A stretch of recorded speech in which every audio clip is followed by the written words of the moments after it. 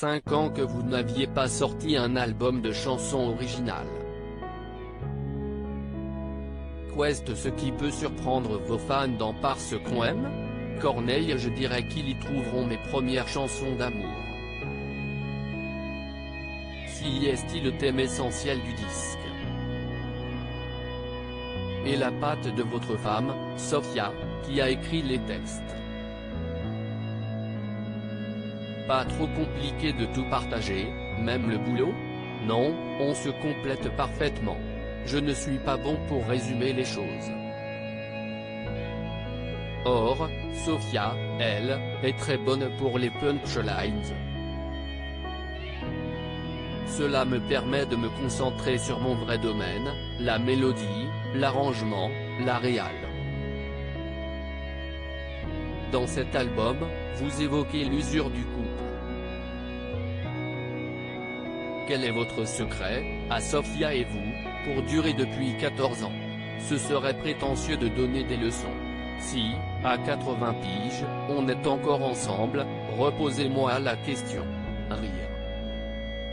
On s'est mis d'accord sur un principe, notre couple est notre priorité, et ni la carrière, ni le travail, ni les amitiés, ni notre passé, ni nos familles ne peuvent être sur le même plan. Si est ce qui nous aide à faire des choix et à ne pas mettre un pied ailleurs. Nous sommes très fusionnels. Pour Mila et Merrick, 3 et 8 ans, vous êtes plus papa poule ou daddy cool? Avant de les avoir, j'étais persuadé que je serais un papa cool. Mais je réalise qu'avec l'amour, il faut un peu de discipline. Mon rôle est de les recadrer de temps en temps, comme mes parents l'ont fait pour moi. Le manque de sommeil des parents, que vous évoquez dans ce disque, ne vous pèse pas trop? Ah si. Si est-il une des choses les plus difficiles à gérer.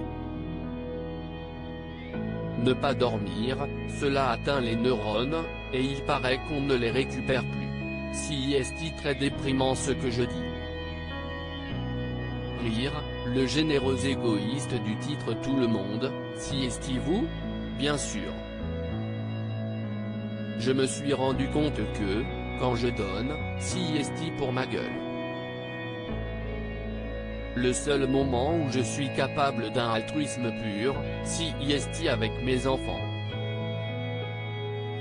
Sinon, au mieux, si est-il pour ma bonne conscience.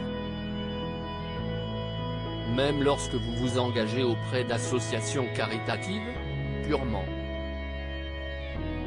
En 2006, je suis allé au Malawi dans le cadre d'une campagne de sensibilisation sur le sida chez les enfants.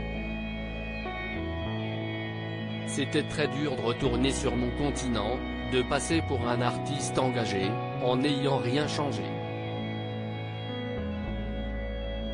J'aurais aimé tout lâcher et dédier ma vie à ces mômes-là. Mais, ne l'ayant pas fait, je ne me sens pas si engagé. Vous faites partie des enfoirés. Si est-il différent, plus concret. J'ai rencontré des gens qui avaient mangé ce jour-là grâce au Resto du Cœur. Dans la chanson Le Bonheur, vous descendez le C'était mieux avant. Pas fan de la nostalgie? Si, je suis très nostalgique. Le Rwanda me manque, mon adolescence aussi. On a envie de garder un pied dans le passé pour se sentir complet. Mais je ne pense pas que l'on soit obligé de trouver le passé mieux que le présent. Un fauteuil dans The Voice? J'adorerais. Êtes-vous retourné au Rwanda avec votre famille? Pas encore. Vous avez fêté vos 40 ans, il y a 2 ans. Un gros cap? Pas vraiment. J'ai peur de vieillisse, comme tout le monde, mais ce n'est pas une question esthétique. je crains de ne plus être apte.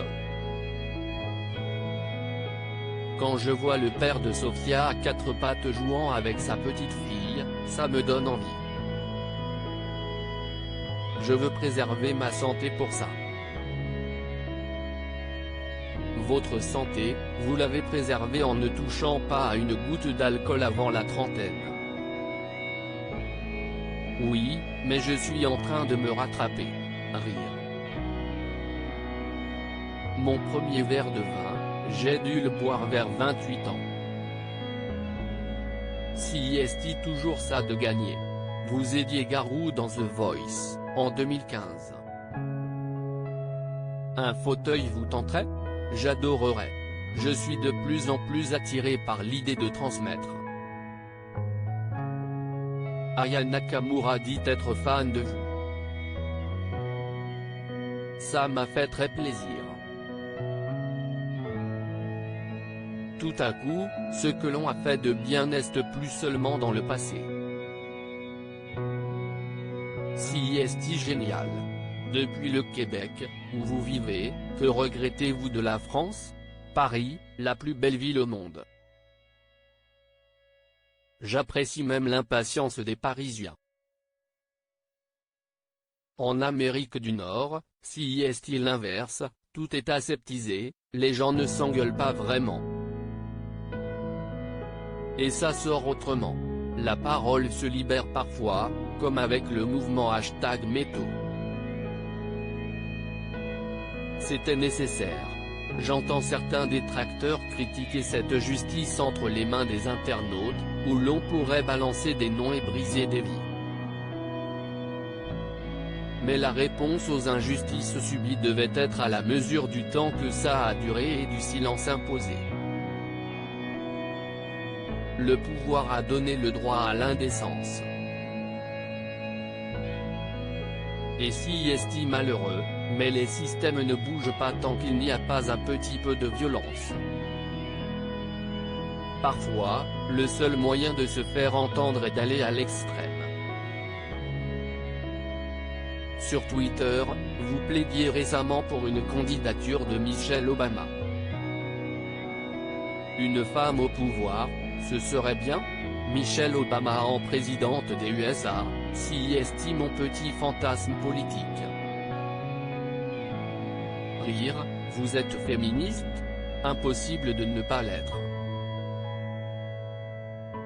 On a tous une mère, une sœur, une fille, une femme qui est tout pour nous. On vous connaît souriant et positif. Vous avez bien un horrible défaut quand même? Je n'ai pas envie de vous le dire. Rire. Il y a plein de trucs énervants chez moi.